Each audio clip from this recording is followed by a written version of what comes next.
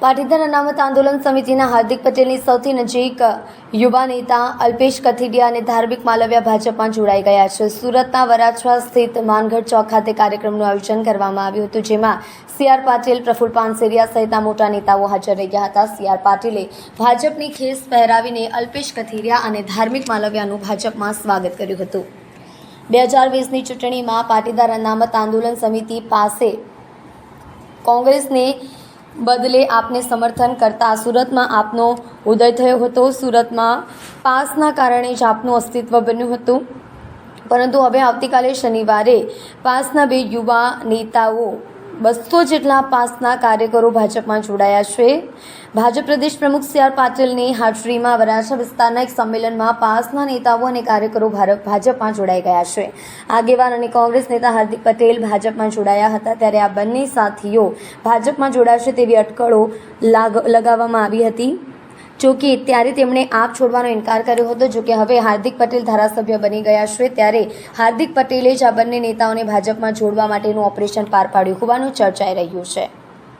સમગ્ર સાથ સહકાર આપતા લોકો, અમારી ટીમ, સામાજિક કાર્યકર્તાઓ, રાજકીય કાર્યકર્તાઓ, સોસાયટીના પ્રમુખશ્રીઓ અને એનજીઓ અને સંગઠનના કાર્યકર્તા અને ઘણા બધા અમારા વકીલ મિત્રો આજ સાથે જોડાયા છીએ અને ભારતીય જનતા પાર્ટીમાં જોડાય અને આવનારા દિવસોમાં સમાજહિત અને રાષ્ટ્રહિતના કાર્ય કરીશું।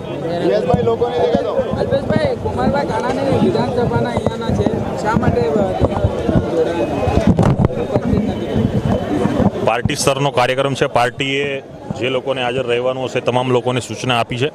હાલ ચૂંટણીનો માહોલ છે, ઘણા પણ કુમારભાઈને પણ બીજા બધા ઘણા પણ લોકો આજે પાર્ટીના કાર્યક્રમને પ્રવાસમાં બહાર હોય આવી શક્યા નથી।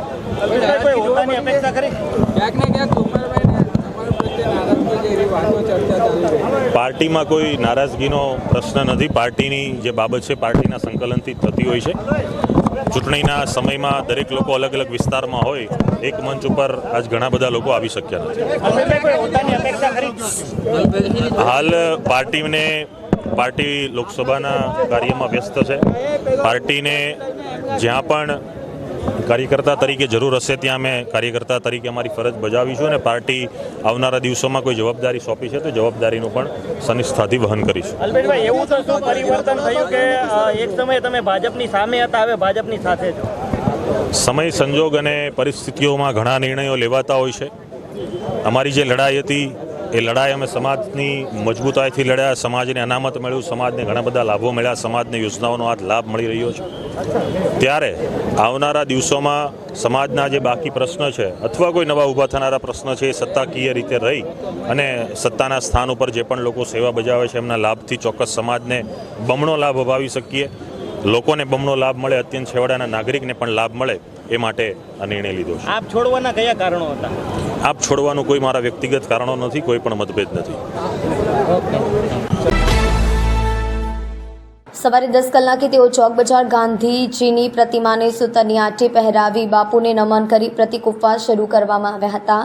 તેઓ દ્વારા આક્ષેપો કરવામાં આવ્યા હતા કે કોંગ્રેસ દ્વારા ઉમેદવાર નિલેશ કુંભાણી સાથે સોદો થયો હતો। નિલેશ કુંભાણીએ ભાજપ સાથે સોદો કરી 19 લાખ મતદારોનો મત અધિકારનો હક છીનવી લીધો છે। ભાજપ દ્વારા સમગ્ર ઓપરેશન પાર પાડી લોકશાહીની હત્યા કરી છે, જેના વિરોધમાં હું પ્રતિક ધરણા પર બેઠો છું। ગદ્દારના પોસ્ટરો સાથે પ્રતિક ધરણા કરી વિરોધ નોંધાવ્યો હતો। તેવામાં અઠવા પોલીસનો કાફલો પહોંચતા તેઓને અટકાયત કરી પોલીસ સ્ટેશન લઈ જવામાં આવ્યા હતા। લોકસભાની ચૂંટણી શાંતિપૂર્ણ માહોલમાં યોજાય તે માટે વહીવટીતંત્ર સજ્જ થયું છે। જેના ભાગરૂપે સુરતના લીંબાદ પોલીસ મથકની હદ વિસ્તારમાં ફ્લેગ માર્ચ યોજાઈ હતી। લીંબાદ પોલીસ સ્ટેશનના સ્ટાફ તેમજ BSF જવાનોએ મારુતિનગર, મીઠીખાડી, કમરુનગર, નીલગિરી સર્કલ, ખાનપુરા સહિતના 10 કિલોમીટર એરિયામાં ફ્લેગ માર્ચ યોજી હતી। લોકસભા ચૂંટણીને લઈને જિલ્લા વહીવટીતંત્ર તડામાર તૈયારીઓ કરી રહ્યું છે, જે અંતર્ગત શાંતિપૂર્ણ માહોલમાં દરેક વ્યક્તિ સરળતાથી મતદાન કરી શકે અને 100% મતદાન થાય તે માટે વિવિધ તૈયારીઓ કરવામાં આવી રહી છે। લિંબાયત પોલીસ સ્ટેશન વિસ્તારમાં પોલીસ સ્ટાફ અને BSF જવાનો દ્વારા ફૂટ પેટ્રોલિંગ કરવામાં આવ્યું હતું।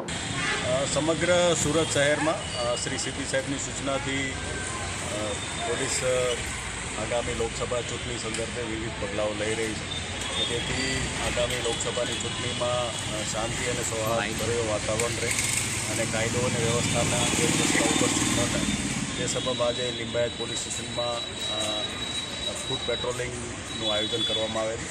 જે સંદર્ભે પેરામિલિટરી ફોર્સ, લિંબાયત વિસ્તાફ, બંને પીઆઈ સાહેબો અને સમગ્ર સ્ટાફ લિંબાયત પોલીસ સ્ટેશન એ જે લિંબાયત વિસ્તારનો જે સંવેદનશીલ એરિયા છે એમાં એરિયા ડોમિનેશન કરવામાં આવેલું. જે દરમિયાન વિવિધ હિસ્ટ્રી સીટરો, જાણીતા ગુનેગારો, જામીન ઉપરથી છૂટેલા આરોપીઓ વગેરેની ચેકિંગ કરવામાં આવેલું. અને આ રીતે હરરોજ વિવિધ પોલીસ પ્રોગ્રામ આપી રહી છે. જે સંદર્ભે આજે પણ આ રીતનું આયોજન થયું છે.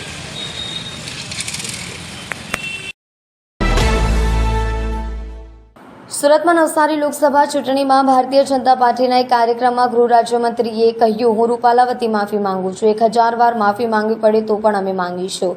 અને અમારા પ્રદેશ અધ્યક્ષ દ્વારા પણ માફી માંગવામાં આવી છે. રૂપાલા દ્વારા કરવામાં આવેલું આ નિવેદન એક ભૂલ છે અને અમે હંમેશા કહ્યું છે કે આ ભૂલ થઈ ગઈ છે અને કહ્યું છે કે અમને માફી આપો. શક્તિસિંહ ગોહિલને હું વિનંતી કરું છું કે આ પ્રકારે રાજકીય નિવેદન કરવું યોગ્ય નથી. ચૂંટણીઓ તો આવતી જતી રહેશે. હું હાથ જોડીને વિનંતી કરું છું કે સમાજની રાજનીતિ ક્યારેય ન હોવી જોઈએ. અમે ક્ષત્રિય સમાજને મનાવવા પ્રયાસ કરીએ છીએ, પ્રયાસ કરતા રહીશું. 1000 વાર પણ માફી મંગાવીશું, પણ સમાજના નામ પર ક્યારેય રાજનીતિ થવી જોઈએ નહીં. પહેલા દિવસથી જ રૂપાલાજીના નિવેદન પછી તેમના દ્વારા આ નિવેદન એક ભૂલ છે અને આ નિવેદનને ક્યારેય ભારતીય જનતા પાર્ટી દ્વારા ક્યારેય કોઈ બી પ્રકારનું આ નિવેદન બાબતે એક બી ટિપ્પણી આપવામાં આવી નથી. અમે પહેલા દિવસથી કહ્યું છે કે આ નિવેદન એ ભૂલ છે અને આ ભૂલના કારણે ક્ષત્રિય સમાજ આદરણીય રૂપાલાજી ને માફી આપે અને એમને અનેકવાર આ બાબતે માફી માંગી છે. ભારતીય જનતા પાર્ટીના પ્રદેશ અધ્યક્ષ શ્રી સી.આર. પાટીલજી દ્વારા બી આ નિવેદનના કારણે માફી માંગી છે, આખા સમાજની માફી માંગી છે. અને હું ફરી એકવાર આજે સમાજની માફી માંગુ છું અને એક વાર નહીં 1000 વાર બી સમાજને દુઃખ થયું હોય તો સમાજ વચ્ચે જઈને માફી માંગવી જ જોઈએ અને અમે માફી માંગીએ જ છે. અમે રાજ્યના સૌ કાર્યકર્તાઓ, સામાજિક આગેવાનોને બી મળ્યા છે અને મળીને આ બાબતે માફી આપવા માટે અને અનેક વાર માફી માંગી છે અને સમાજને ક્યારેય કોઈ બી પ્રકારનું દુઃખ ના થાય તે માટે દિલમાંથી આ દુઃખ જરાય ના રહે તે માટે એક નહીં પરંતુ 1000 વાર માફી માંગવી પડે તો બી અમે માફી માંગીએ છીએ.